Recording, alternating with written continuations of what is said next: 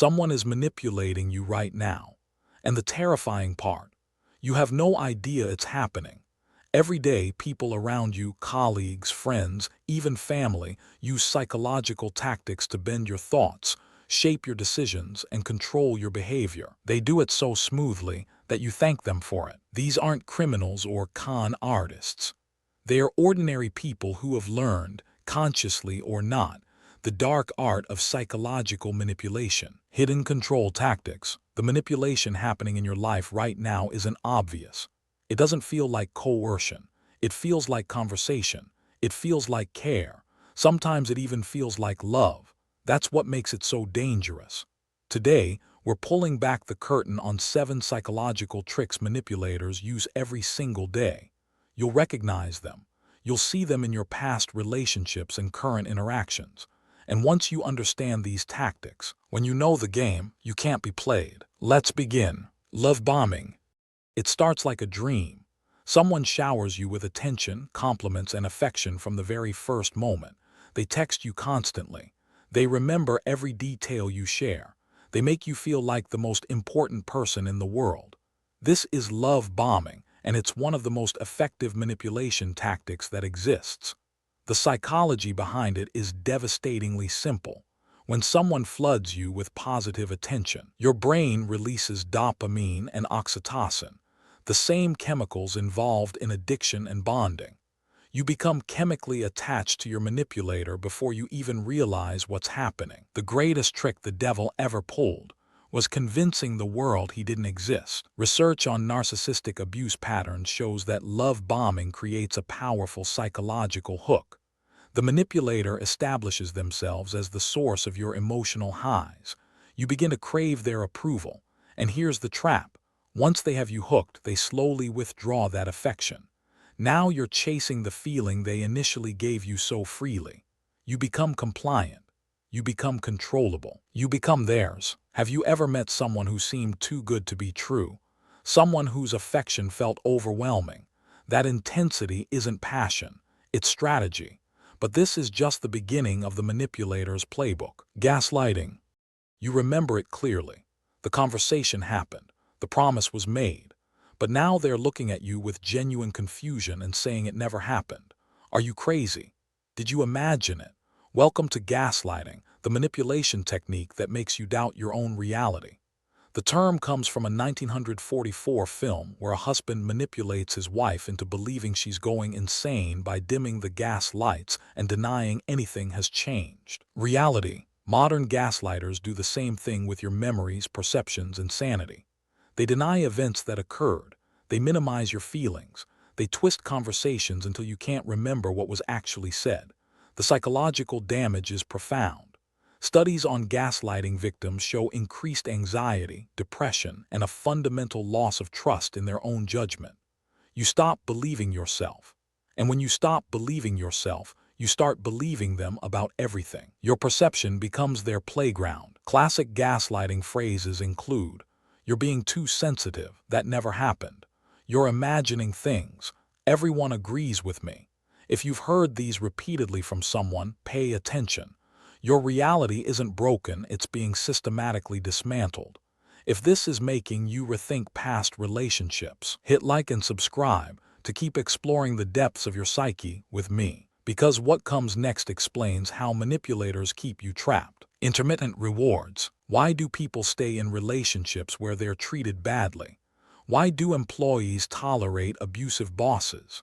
The answer lies in one of psychology's most powerful findings: intermittent reinforcement. Manipulators instinctively understand what B.F. Skinner discovered in his laboratory. Unpredictable rewards create the strongest psychological bonds. A rat that receives food every time it presses a lever will stop pressing when the food stops. But a rat that receives food randomly, it will keep pressing obsessively, even when the rewards stop entirely. This is exactly how manipulators operate. They're not cruel all the time, that would be easy to leave. Instead, they alternate between warmth and coldness, affection and rejection, praise and criticism. You never know which version you're going to get. Hope is the thing with feathers that perches in the soul, and that hope that maybe today will be a good day keeps you trapped. Each random moment of kindness feels like a treasure because you worked so hard for it. Each crumb of affection triggers a dopamine rush stronger than consistent love ever could. You're not weak for staying. You're neurologically hijacked. The manipulator has turned you into Skinner's rat, pressing the lever again and again, hoping this time will be different. But understanding this pattern changes everything. False vulnerability. They share their deepest secrets. They cry in front of you. They reveal their childhood wounds and past traumas. It feels like intimacy. It feels like trust. But for the skilled manipulator, vulnerability is a weapon. Tears as tools. When someone shares something deeply personal, our natural response is to reciprocate. We open up in return. We feel bonded. We feel responsible for their emotional well-being. Manipulators exploit this beautiful human tendency. Their vulnerability isn't an invitation to connection, it's an extraction technique. Research on social engineering shows that false vulnerability is one of the most effective ways to lower someone's defenses. Once you've shared your secrets, fears, and insecurities, the manipulator holds information that can be used against you later. They know exactly which buttons to push. They mapped your weaknesses while pretending to show their own. Here's how to spot the difference. Genuine vulnerability builds mutual trust over time. Manipulative vulnerability comes too fast, too intense, and often with an implicit expectation that you'll share equally personal information immediately. It feels like forced intimacy, because it is. Real connection grows slowly, while manufactured bonds appear instantly. And speaking of manufactured connections, the next tactic manipulators use might be the most insidious of all. Triangulation. They casually mention their ex-called. They talk about how attractive a coworker finds them. They compare you unfavorably to someone else. This is triangulation, bringing a third person into your relationship to create insecurity and competition. The psychology is devastatingly effective. By introducing competition, the manipulator accomplishes several things simultaneously. First, they lower your self-esteem. Suddenly you feel like you need to prove yourself to earn their affection, to compete for something you thought was already yours. Second, they gain power.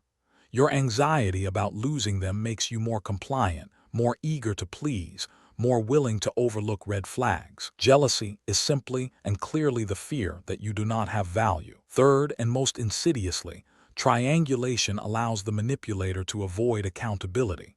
When you confront them about anything, they can always suggest that the third person wouldn't react this way. Maybe you're the problem. Studies on narcissistic relationship patterns show that triangulation is almost universal among manipulators.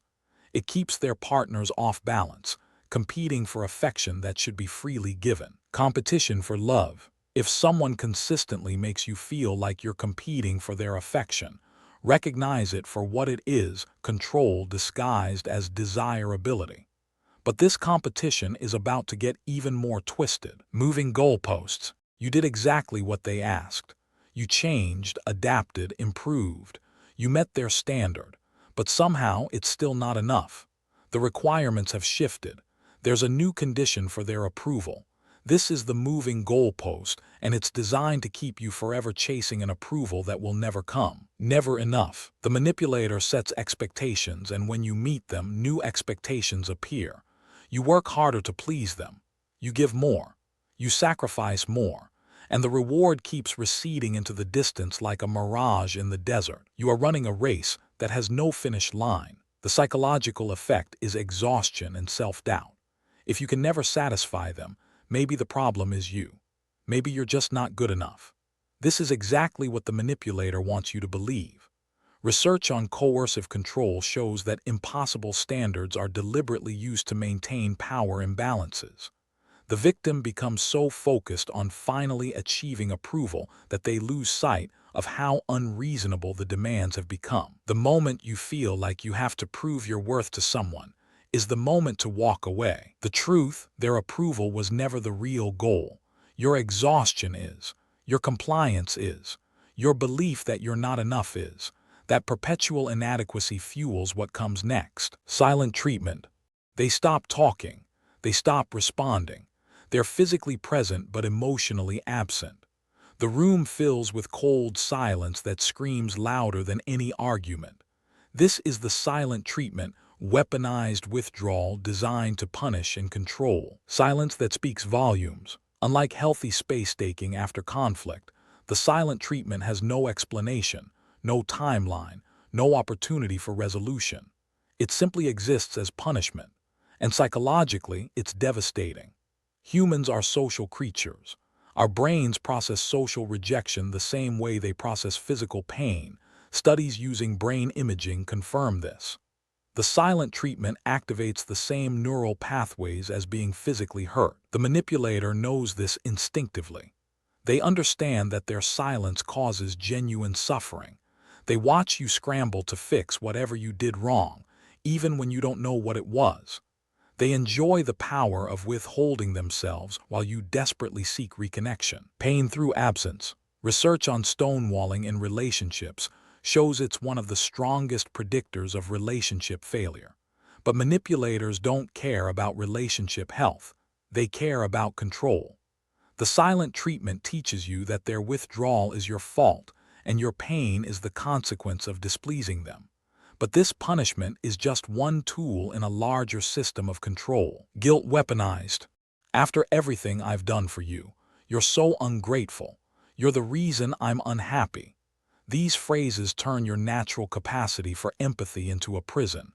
This is guilt as a weapon, and manipulators wield it with surgical precision. 1. They remind you constantly of sacrifices. 2. They position themselves as victims. 3. They make their emotions your responsibility. 4. They reframe your boundaries as betrayal. The psychology of guilt manipulation exploits one of humanity's best qualities, our conscience. We want to be good people. We want to be fair. We feel genuine discomfort when we think we've hurt someone. Manipulators hijack this internal compass. They manufacture situations where you feel indebted. They keep running tallies of everything they've done for you. They present their own emotional states as consequences of your actions. Guilt is the gift that keeps on giving. Suddenly, you're responsible for their happiness, their moods, their entire emotional well-being. Setting a boundary becomes an act of cruelty. Saying no becomes proof of your selfishness. Your conscience becomes the chain they use to bind you. Healthy relationships involve mutual care without emotional extortion. If someone consistently makes you feel guilty for having needs, recognize the manipulation. Your boundaries aren't betrayal, they are survival. And survival requires understanding the darkest tactic of all, isolation tactics. Your friends are toxic. Your family doesn't understand you. Nobody cares about you like I do. Slowly, methodically, the manipulator cuts you off from everyone else. This is isolation, the final stage before total control. Alone, the tactics are subtle at first. They express concern about certain friendships. They create conflicts during family gatherings. They monopolize your time until maintaining other relationships feels exhausting. They don't demand you cut people off. They make you want to. Research on cult recruitment and domestic abuse reveals identical patterns. Isolation serves a critical function. It makes the manipulator your only source of validation, support, and reality testing. Without outside perspectives, you can't verify if your experiences are normal. Without comparison, there is no clarity. You become dependent on the very person manipulating you. This is intentional. Every friend who drifts away, every family relationship that sours, every colleague you stop talking to, these aren't accidents. They are achievements in the manipulator's campaign for total control. If you've noticed your world shrinking around someone, if you feel like they are the only one who truly understands you, step back and examine how you got there. The most dangerous prison is one where the walls are invisible, but recognizing these patterns, that's the first step toward freedom. Breaking free. You've now seen behind the curtain. You understand the tactics. But knowledge alone doesn't free you, action does. See, understand, act. Breaking free from manipulation starts with trusting yourself again. If you've been gaslighted, start documenting. Write down conversations. Keep records. Your memory is not broken, it's been targeted. Rebuild confidence in your perception by creating evidence you can review. Set boundaries and observe reactions. Healthy people accept boundaries. They might be disappointed, but they respect your limits. Manipulators rage, guilt trip, give silent treatment, or escalate. Their response to your boundaries reveals everything. The only way to deal with manipulation is to expose it. Reconnect with people the manipulator pulled you away from. Those relationships are recoverable. The friends and family who were pushed out often sensed something was wrong. They've been waiting for you to reach out. Your support system is your safety net. Seek professional help. Therapists trained in emotional abuse can help you untangle the psychological damage and rebuild your sense of self. There's no shame in needing guidance out of a maze someone else constructed around you. Most importantly, understand this. Recognizing manipulation isn't about becoming paranoid or cynical. It's about becoming clear. Clarity. Most people aren't manipulators, but the ones who are count on your ignorance. Now you know, and knowing changes everything. We've journeyed through the dark psychology of manipulation, from the intoxicating highs of love bombing to the crushing isolation that follows.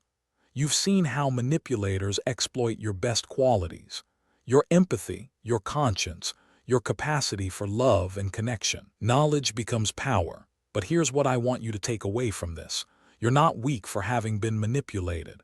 These tactics work because you're human. They exploit the very qualities that make you capable of deep connection and genuine love. The difference now is awareness. You can see the patterns. You can name the tactics. You can trust your instincts when something feels wrong, because now you understand why it feels wrong. No one can make you feel inferior without your consent. Going forward, let your boundaries be firm and your perception be trusted. Surround yourself with people who celebrate your independence rather than exploit your attachment.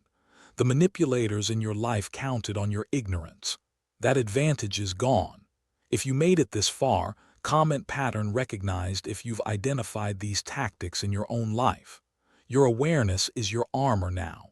Welcome to the Psyche Project. If this opened your eyes, hit like and subscribe. Understanding yourself is the work of a lifetime. See you in the next video.